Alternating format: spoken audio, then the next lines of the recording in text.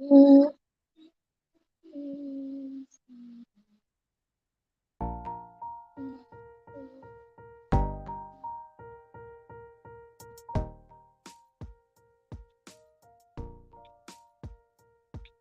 morning, good morning, good morning, good morning, guys. How is everybody doing this morning? I hope everybody is having a fabulous, fabulous morning. I hope your weekend went well. Today is the last day of the weekend, actually, and we are going to be getting ready for tomorrow morning, which is the beginning of the work week. And so, today being Sunday is the last day of the weekend for us to get ourselves together. Talking about getting ourselves together, here I am getting us together biblically for the week. All right, we have been away from this reading for the last few days intentionally. So um, no harm, no foul. We're still moving along. No matter what it is, sometimes you just gotta take a break. You just got to recharge. You just gotta get yourself, back back into alignment with your purpose. And so I have been I've been doing just that and then some. But with that being said, this morning we are going to continue with the reading of the Bible. For those of you who are new here, those of you who are just coming in, we read the Bible over here just about every morning. We are trying to read the Bible from Genesis through to Revelation. And the primary purpose for doing this is so that we can get an understanding, a personal understanding of the Bible. Because the Bible is very influential in just about every aspect of our life.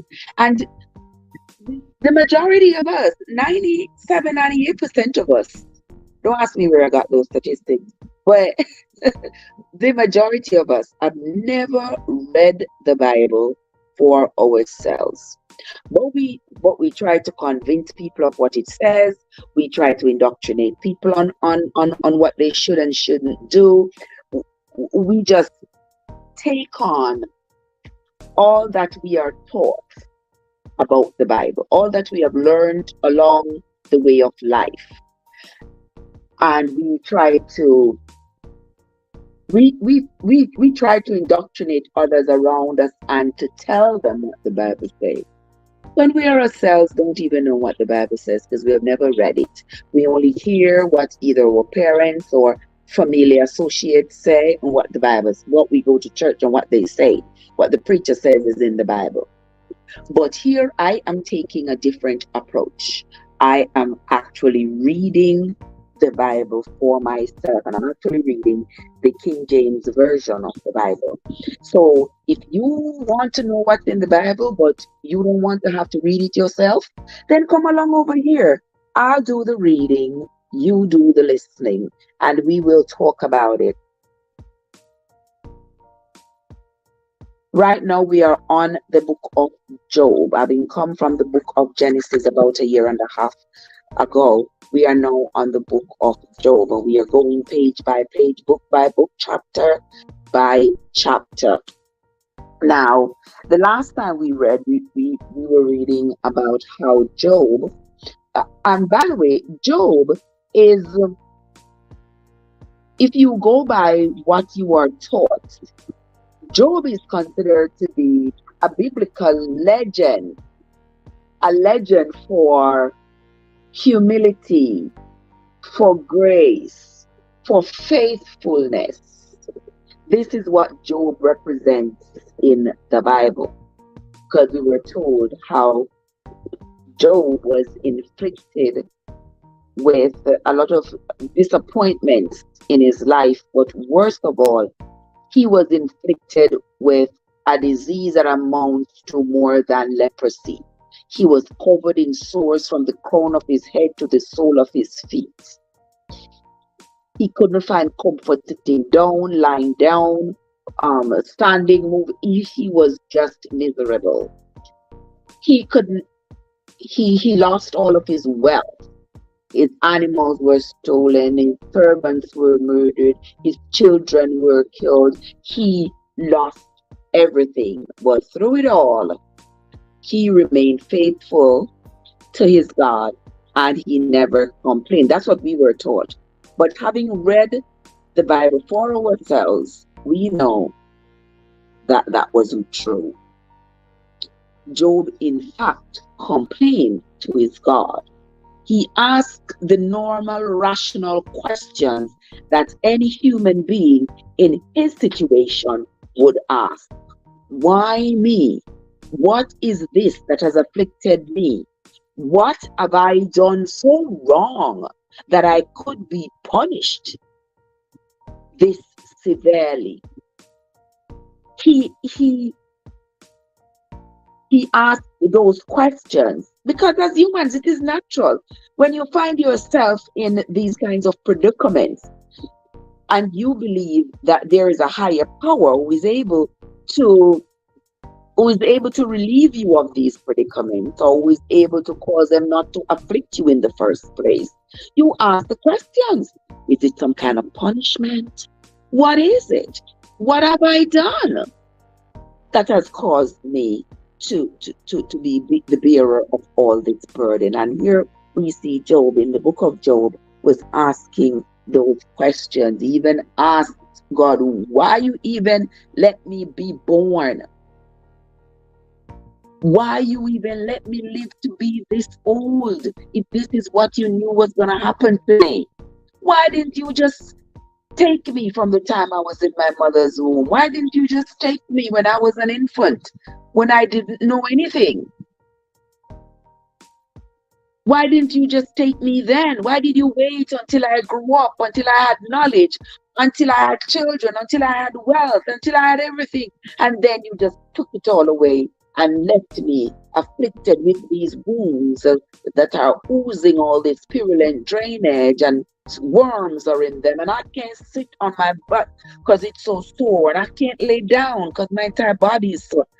So Job was in fact questioning his God as to why he had to endure this kind of misery. All right. So now that we know that, we are going to be continuing with the reading. And we had read up to chapter 20. So today we are going to be reading chapters 21. And one thing I should say, the chapters in the book of Job are pretty short. So we can read a few chapters in one sitting, and it seems like we have read a lot of chapters, but because the chapters are so short, it works out just fine. So today we are going to be reading from chapter 21 through from chapter 21 through to chapter 30. All right. We are going to be reading from chapter 21 through chapter 30. All right. So come along with me, guys. Get your book Bible or your Google Bible and let us read together. And don't forget, get your little pencil, a little pen, make some notes in your Bible, or if you have something else to make notes, make some notes and let us move right along. All right. Let us go. It says, Job chapter 21. But Job answered and said, now here Job is answering. Job is answering to his friend Zophar. Remember, his three friends had come to see him, Zophar, Bilhaz, and the other one. His three friends had come to visit him, and they didn't even want to talk to him. They didn't even want to come close to him because of all the wounds and sores that he had. And so everybody's putting in their piece. First, it's his friend Eliphaz spoke to him about what is this you're undergoing after being such a faithful man to your God. Look what your God has done to you. And then his friend, his friend Bildad spoke to him about how he felt about what was happening to Job. And then his friend Zophar spoke to him in chapter 20 about how he felt about what was happening to his friend Job. Now, in chapter 21, Job is talking again, and he said, But Job answered and said, Hear diligently my speech, and let this be your consolation. Suffer me that I may speak, and after that I have spoken, mock on. As for me, is my complaint to man? And if it were so, why should not my spirit be troubled? Mark me, and be astonished, and lay your hand upon your mouth. Even when I remember, I am afraid, and trembling taketh hold of my flesh. Wherefore do the wicked live, become old, yea, are mighty in power? Their seed is established in their sight with them, and their offspring before their eyes. Their houses are safe from fire, neither is the rod of God upon them. Their bull gendereth, and falleth not. Their cow calves, and casteth not their calf. They send forth their little ones like a flock, and their children dance. They take the timbrel and harp, and rejoice at the sound of the organ. They spend their days in wealth, and in the moment go down to the grave. Therefore they say unto God, Depart from us, for we desire not the knowledge of thy ways. What is the Almighty, that we should serve him? And what profit should we have if we pray unto him? Now you see, Job has all these rational questions that he's asking. Verse 16, Lo, their good is not in their hand. The counsel of the wicked is far from me. How often is the candle of the wicked put out? And how often cometh their destruction upon them? God distributes sorrows in his anger. They are as stubble before the wind, and as chaff that the storm carries away. God lays up his iniquity for his children. He rewardeth him, and he shall know it. His eyes shall see his destruction, and he shall drink of the wrath of the Almighty. For what pleasure hath he in his house after him, when the number of his months is cut off in the midst?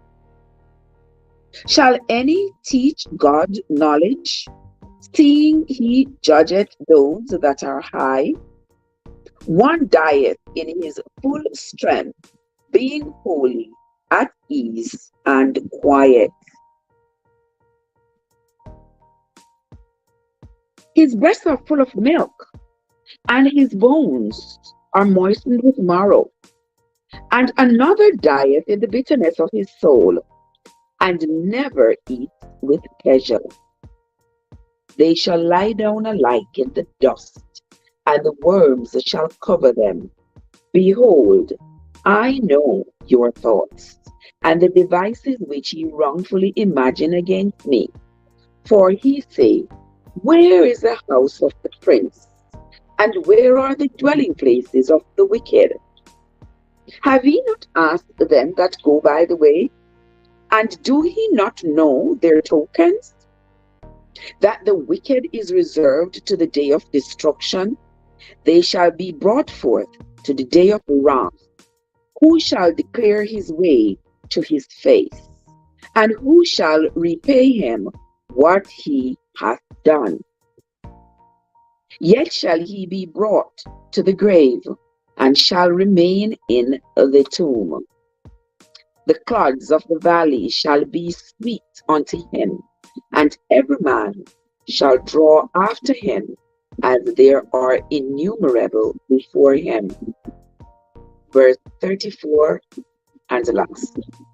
How then comfort ye me in vain, seeing in your answers there remains falsehood? Now, this is Job talking to his three friends. I know what is in your heart against me.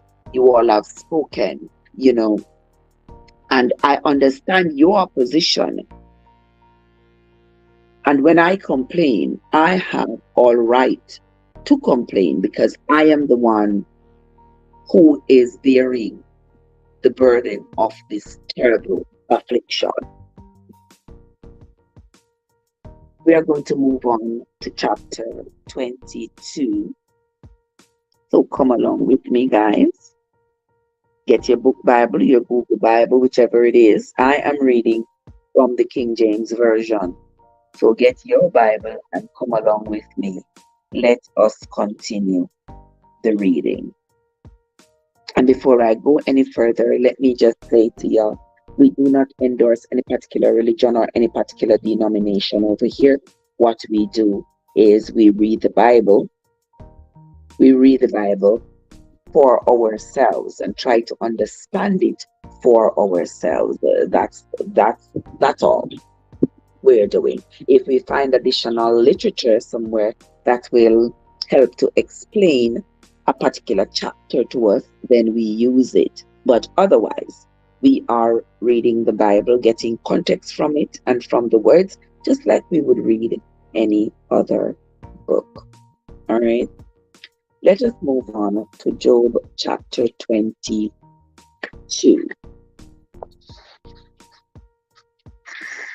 Job chapter 22.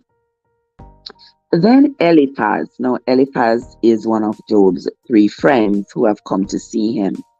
Then Eliphaz the Temanite answered and said, Can a man be profitable unto God, as he that is wise may be profitable unto himself? Is it any pleasure to the Almighty that thou art righteous? Or is it gain to him that thou makest thy way perfect? So here Eliphaz is really saying to Job, what is your worth to your God? He says, can a man be profitable to God, as he that is wise may be profitable unto himself? So Eliphaz really does have a point there, because he's saying to Job, if you were worth anything to him, you say you trust him, you say you are righteous in his eyes, you say you do all these things for your God, but what are you worth to him that he should afflict you like this? Verse 4, will he reprove thee for fear of thee? Will he enter with thee into judgment? Is not thy wickedness great, and thine iniquities infinite? So you see, Eliphaz is being a reasonable human being right here, because of course, if you present yourself to be this holy and righteous, and that your God is on your side at all times, and he will only allow good things to happen to you, you get rich, you stay healthy, you have children who uphold the law and are successful, you seem to be mightily blessed. But then here, you are afflicted with this terrible disease. So Eliphaz is asking, then what are you worth to your God? You are being truthful and faithful and loyal and righteous in the sight of your God. And then look what your God did to you. Job has seen this as some sort of a mockery, that his friends are saying these things to him. When he spoke in chapter 21, he spoke as though he's saying to his friends that they are mocking him for having been serving this God who has afflicted him with this terrible disease. And here Eliphaz is saying, think about it. What is your worth to this God? Not a question that is an irrational question. I don't think it is. I think it is quite reasonable. Verse 6. For thou hast taken a pledge from thy brother for naught, and stripped the naked of their clothing. Thou hast not given water to the weary to drink, and thou hast withhold bread from the hungry. But as for the mighty man, he had the earth, and the honorable man dwelt in it. Thou hast sent widows away empty, and the arms of the fatherless have been broken. Therefore snares are round about thee, and sudden fear troubles thee. So here they are saying, Job, all that righteous as you claim to be, feed the hungry, give the thirsty water, take care of the, clothe the naked. In fact, you take from the naked, you take clothes and cause people to be naked. You take from people rather than give to them. So, all that honorable. So that's why all these snares are round about you. Verse 11. Or darkness that thou canst not see, and abundance of waters cover thee. Is not God in the height of heaven? And behold the height of the stars. How high are they? And thou sayest, how doth God know? Can he judge through the dark clouds? Thick clouds are a covering to him, and he seeth not, and he walks in the circuit of heaven. Hast thou marked the old way which wicked men have trodden, which were cut down out of time, whose foundation was overgrown with a flood? Which said unto God, depart from us. And what can the Almighty do for them? Yet he filled their houses with good things, but the counsel of the wicked is far from me. The righteous see it and are glad, and the innocent laugh them to scorn. Whereas our substance is not cut down, but the remnant of them the fire consumes. Acquaint now thyself with him, and be at peace. Thereby good shall come unto thee. Receive, I pray thee, the law from his mouth, and lay up his words in thine heart. If thou return to the Almighty, thou shalt be built up. Thou shalt put away iniquity far from thy tabernacles. Then shalt thou lay up gold as dust, and the gold of Ophir as the stones of the brooks.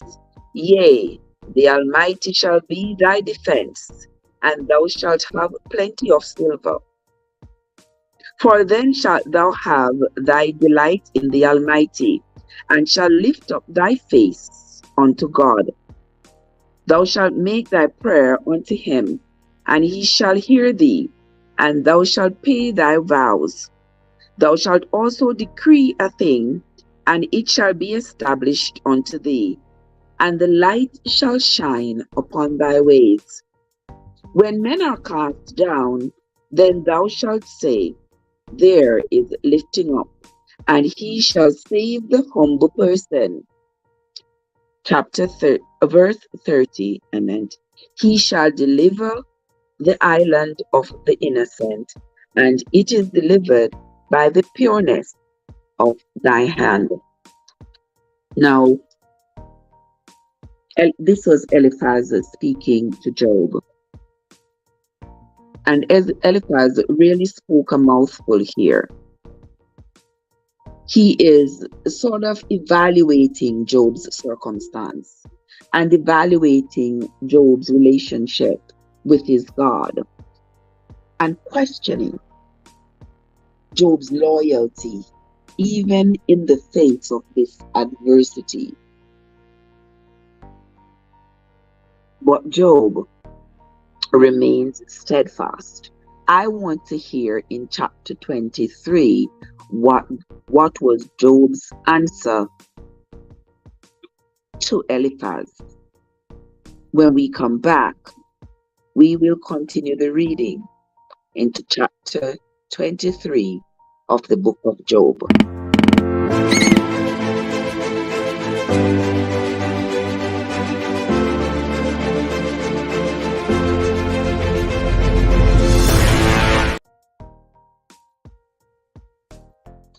Job chapter 23. Then Job answered and said, now Job is answering to his friend Eliphaz here. Then Job answered and said, even today is my complaint bitter. My stroke is heavier than my groaning. Oh, that I knew where I might find him, that I might come even to his seat. I would order my cause before him, and fill my mouth with arguments.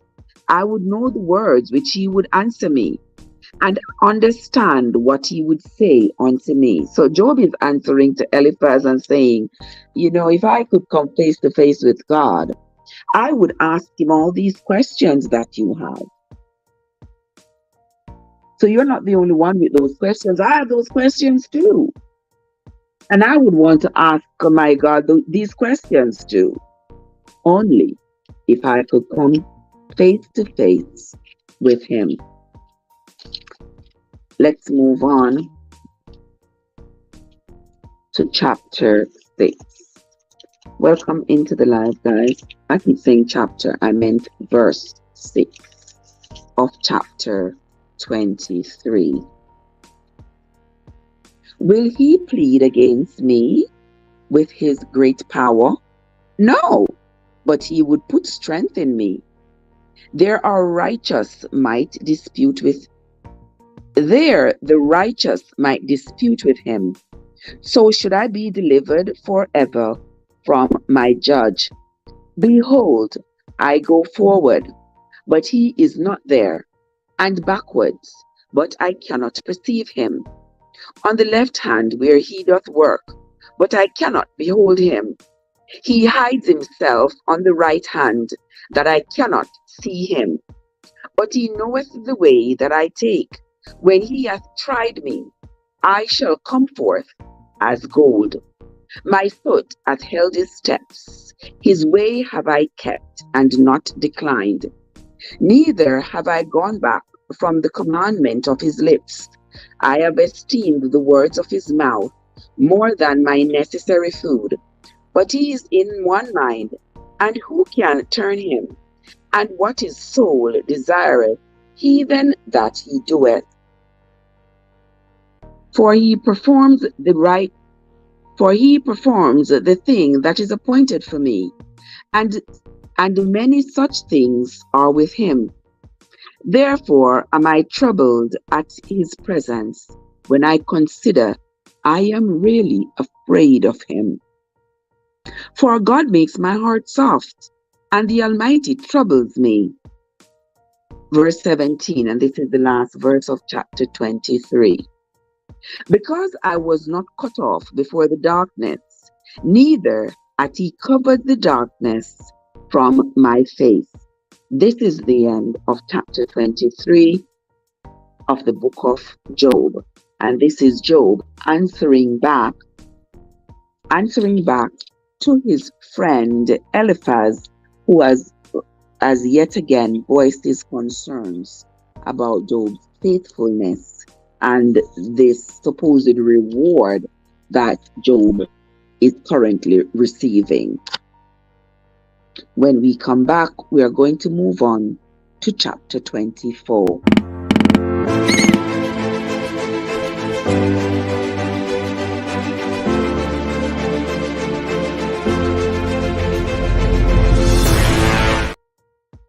Let's move on to chapter 24 in the book of Job.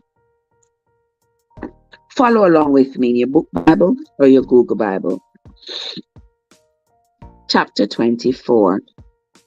Why, seeing times are not hidden from the Almighty, do they that know him not see his days? Some remove the landmarks, They violently take away flocks and feed thereof. They drive away the ass of the fatherless. They take the widow's ox for a pledge. They turn the needy out of the way. The poor of the earth hide themselves together.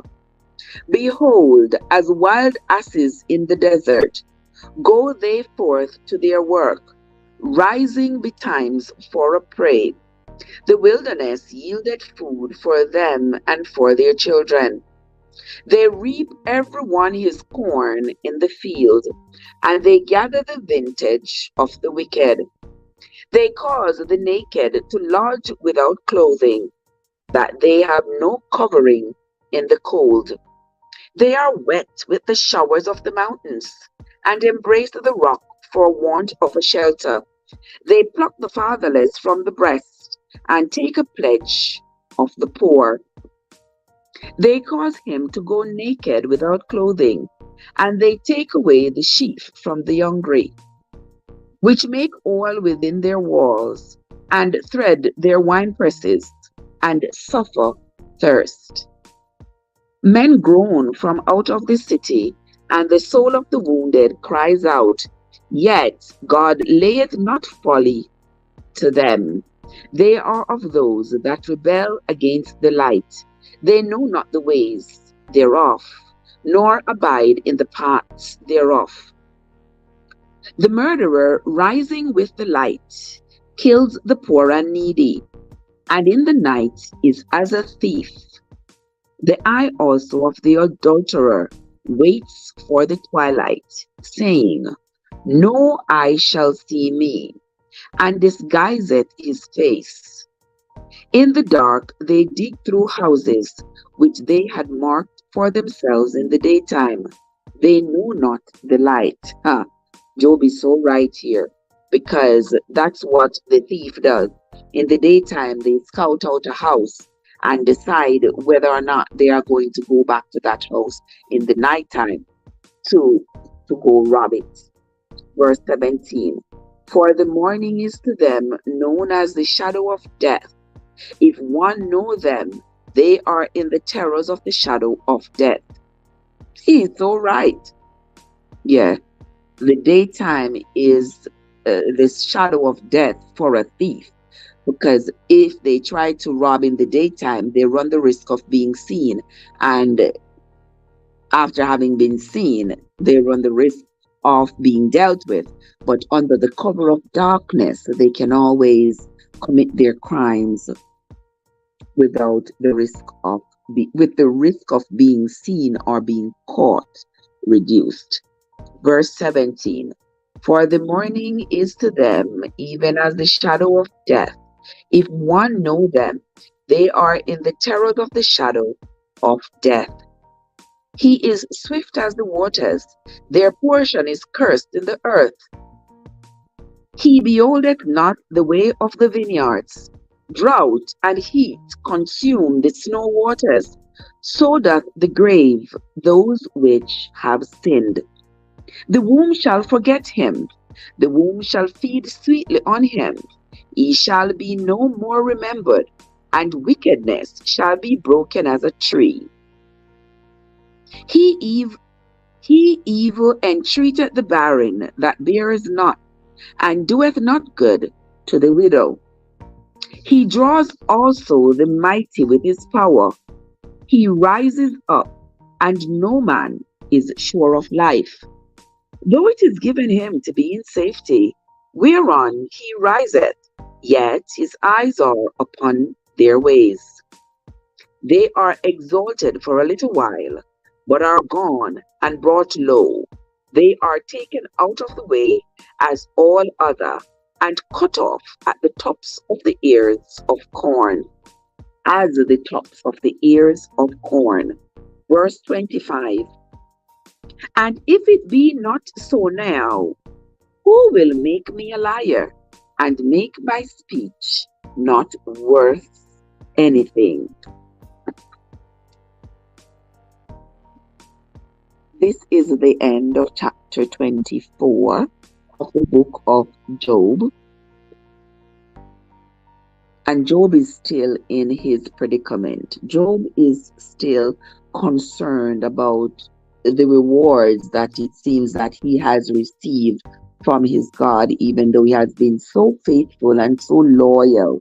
He has been afflicted with this terrible, terrible disease.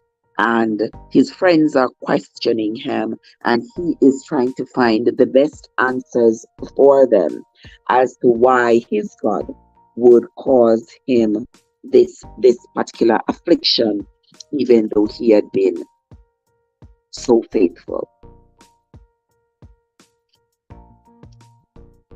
Now we are going to move on to chapter 25 of the book of Job. So come along with me.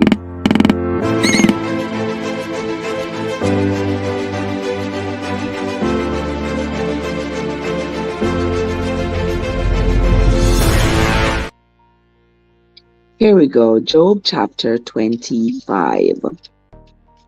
Then answered Bildad. Now this is another of Job's friends. Then answered Bildad, the Shuhite, and said, Dominion and fear are with him. He makes peace in his high places. Is there any number of his armies? And upon whom doth not his light arise? Now then, how then can man be justified with God? Or how can he be clean that is born of a woman? Behold, even to the moon, and it shineth not. Yea, the stars are not pure in his sight. How much less man, that it is a worm, and the Son of Man, which is a worm?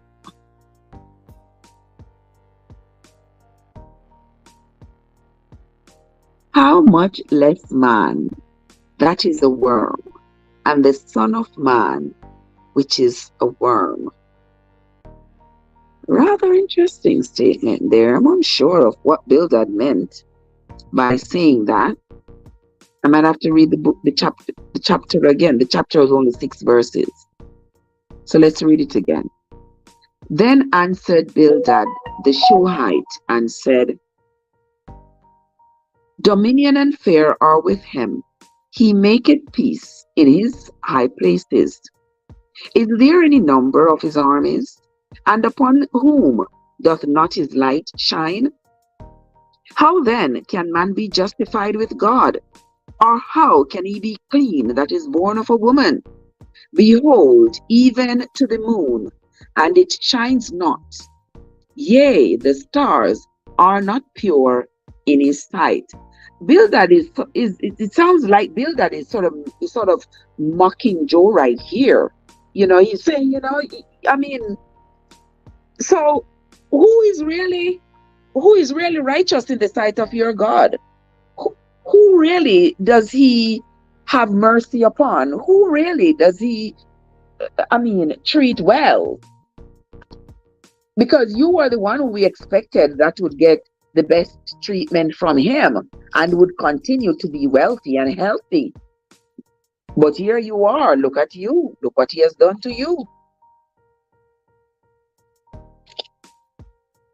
And in verse 6 it says, how much less man, that is a worm, and the Son of Man, which is a worm, which is a worm.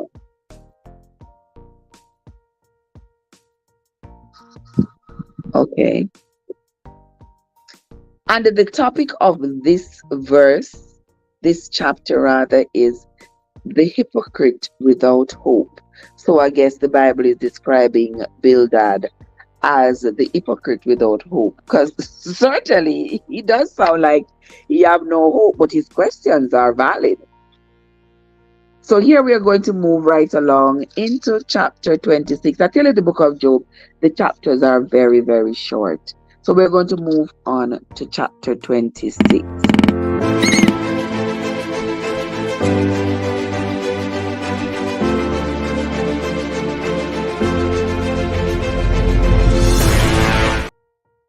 Let's move on. Job chapter 26. But Job answered, Job is answering to his friend Bildad.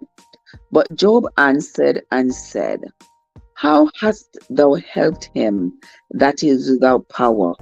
How savest thou the arm that hath no strength? How hast thou counseled him that hath no wisdom? And how hast thou plentifully declared the thing as it is? To whom hast thou uttered words? And whose spirit came from thee? Dead things are formed from under the water, and the inhabitants thereof. Hell is naked before him, and destruction hath no covering. He stretcheth out the north over the empty place, and hangeth the earth upon nothing. He bindeth up the waters in his thick clouds, and the cloud is not rent under him, is not rent under them. He holdeth back the face of his throne, and spreadeth his cloud upon it. He hath compassed the waters with bounds, until the day and night come to an end. The pillars of heaven tremble and are astonished at his reproof. He divided the sea with his power, and by his understanding he smiteth through the proud. By the Spirit he hath garnished the heavens, his hand hath formed the crooked serpent. Verse 14. Lo, these are parts of his ways, but how little a portion of him have you heard? But the thunder of his power, who can understand? So here Job is explaining to his friend Bildad, you may not believe that he exists, but I believe. Just look around at the clouds, the sky, the stars, the ocean, the rivers. Who do you think made those? Who do you think control them? He does.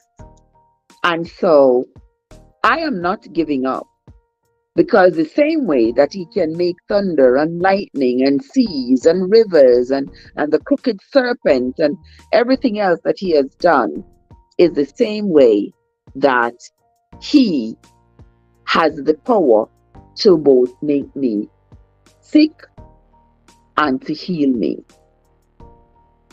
These were Job's words. Lo, these are parts of his ways, but how little a portion is heard of him. But the thunder of his power, who can understand? Here ends the reading of Job chapter 26. When we come back, we will move on to Job chapter 27.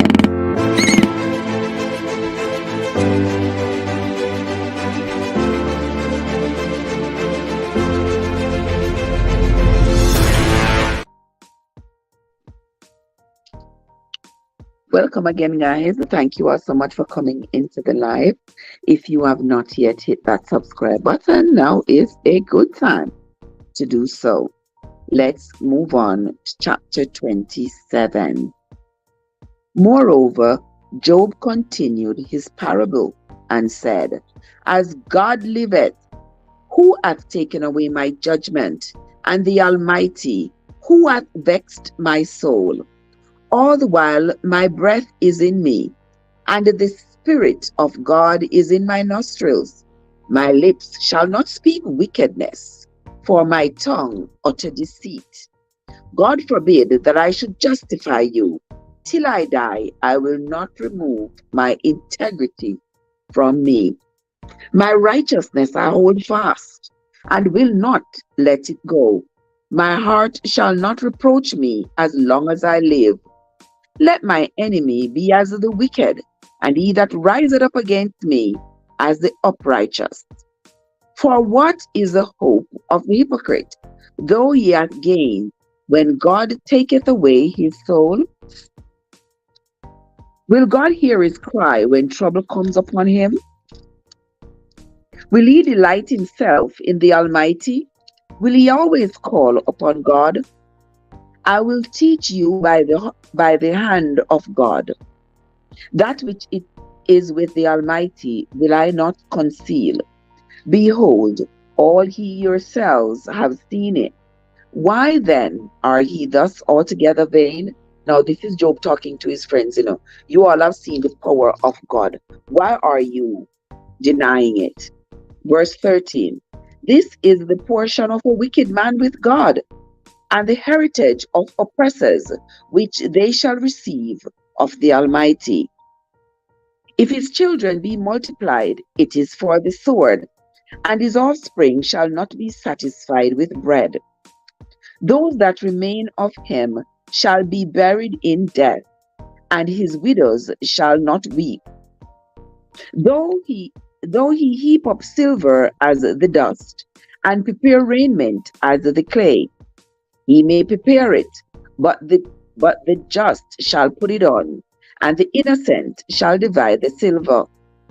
He buildeth his house as a moth, and as a booth that the keeper maketh.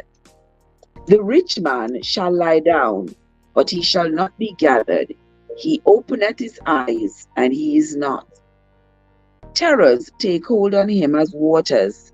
A tempest stealeth him away in the night. The east wind carried him away, and he departed, and as a storm hurrieth him out of his place. For God shall cast upon him, and not spare.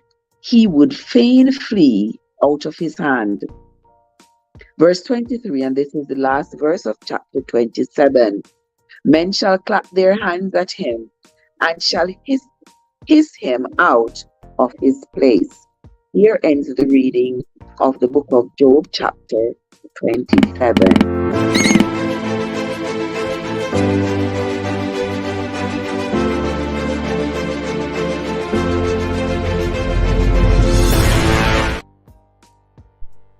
Thanks again, guys, for coming into the live. I sincerely appreciate you. This morning we are reading from Job chapters 21 through to chapter 30. We are on to chapter 28. Surely there is a vein for the silver, and a place for gold where they find it. Iron is taken out of the earth, and brass is molten out of the stone. He setteth an end to darkness, and searcheth out all perfection, the stones of darkness, and the shadow of death. The flood breaketh out from the inhabitant, even the waters forgotten of the foot. They are dried up, they are gone away from men. As for the earth, out of it comes bread, and under it is stirred up as it were fire. The stones of it are the place of sapphires, and it hath dust of gold. There is a path which no fowl knoweth, and which the vulture's eye hath not seen. The lion's whelps have not trodden it, nor the fierce lion passed by it. He putteth forth his hand upon the rock. He overturns the mountains by the roots. He cutteth out rivers among the rocks, and his eye seeth every precious thing. He bindeth the floods from overflowing, and the thing that is hid bringeth he forth to light. But where shall wisdom be found? And where is the place of understanding? Man knoweth not the price thereof, neither is it found in the land of the lying. The deepest depth said, it is not in me, and the sea said, it is not with me. It cannot be gotten for gold, neither shall silver be weighed for the price thereof. It cannot be valued with the gold of Ophir, with the precious onyx, or the sapphire. The gold and the crystal cannot equal it, and the exchange of it shall not be for jewels of fine gold. No mention shall be made of coral or of pearls, for the price of wisdom is above rubies. The topaz of Ethiopia shall not equal it, neither shall it be valued with pure gold. Whence then cometh wisdom? And where is the place of understanding? Seeing it is hid from the eyes of all living, and kept close from the fowls of the air. Destruction and death say, we have heard the fame thereof with our own ears. God understands the way thereof, and he knoweth the place thereof. For he looketh to the ends of the earth, and seeth under the whole heaven, to make the weight for the winds, and he weigheth the waters by measure. When he make a decree for the rain, and a way for the lightning of the thunder, then did he see and declare it. He prepared it, yea, and searched it out. Verse 28, and this is the last verse of chapter 28. And unto man he said, Behold, the fear of the Lord, that is wisdom, and to depart from evil is understanding. The fear of the Lord, that is wisdom, and to depart from evil is understanding. Here ends the reading of Job chapter 28. When we come back, we move on to chapter 29.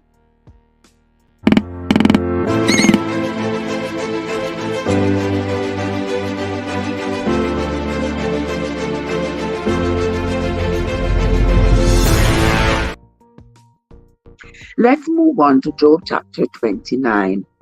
Moreover, Job continued his parable and said, Oh that I were as in months past, as in the days when God preserved me, when his candle shined upon my head, and when by his light I walked through darkness, as I was in the days of my youth, when the secret of God was upon my tabernacle, when the Almighty was yet with me, when my children were about me, when I washed my steps with water, and the rocks poured me out rivers of oil, when I went out to the gate through the city, when I prepared my seat in the street.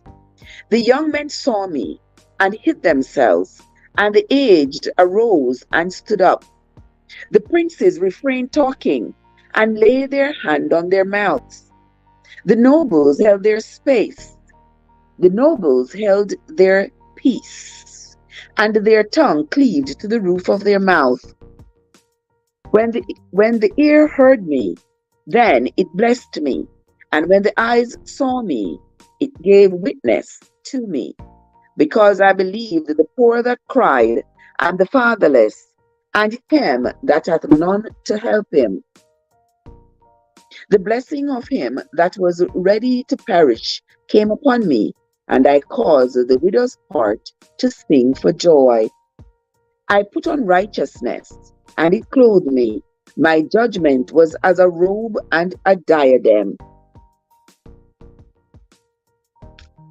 I was eyes to the blind, and feet was I to the lame. I was father to the poor, and the cause which I knew not I searched out. And I brake the jaws of the wicked, and plucked the spoil out of his teeth. Then I said, I shall die in my nest, and I shall multiply my days as the sand. Verse 19. My root was spread out by the waters, and the dew lay all night upon my branch. My glory was fresh in me, and my bow was renewed in my hand. Unto me men gave ear, and waited, and kept silent at my counsel. After my words they spake not again. and my speech dropped upon them. And they waited for me as for the rain, and they opened their mouth wide as for the latter rain. If I laughed on them, they believed it not, and the light of my countenance they cast not down. Verse 25, and this is the last verse of chapter 29 of the book of Job. I chose out their way, and sat chief, and dwelt as a king in the army, as one that comforteth the mourners. So here Job is sort of reflecting on his younger days and all that he had, how he was great counsel to the people around him. People who were blind, he was their eyes. People who were lame, he was their feet. And he's just going on and on about all the good things that he had done and how good he was to the people around him. When we come back, we are going to move on to the last chapter of reading for this morning, and that is going to be chapter 30 of the book of Job.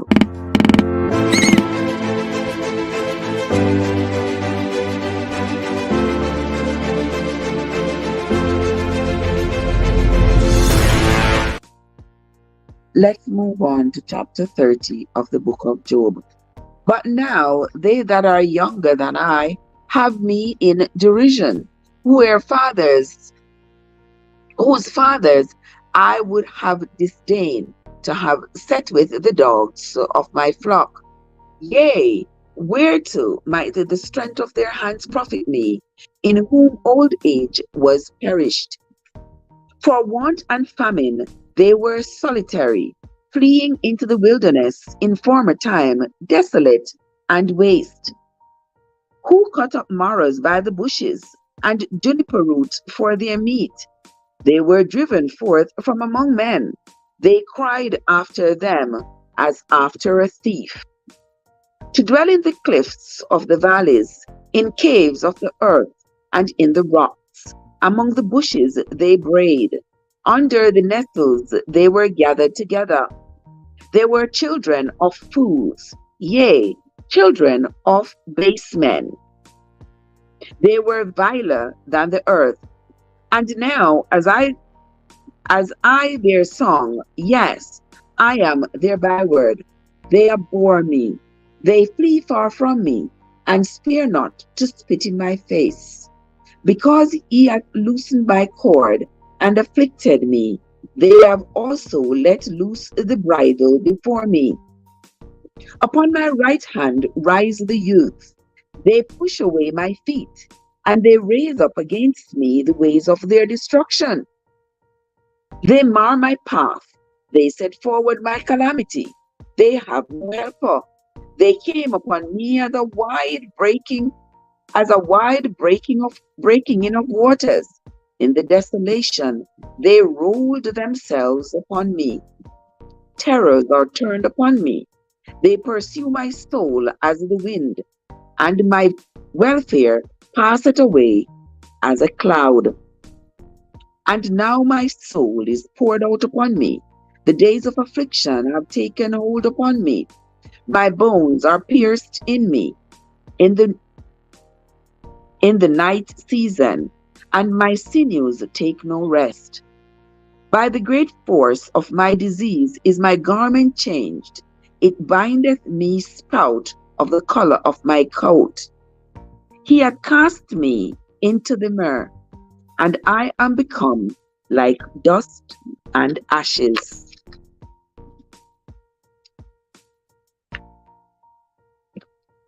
Verse 20. I cry unto thee, and thou dost not hear me. I stand up, and thou regarded me not. Thou art become cruel to me. With thy strong hand thou opposest thyself against me. Thou liftest me up to the wind. Thou causest me to ride upon it, and dissolvest my substance.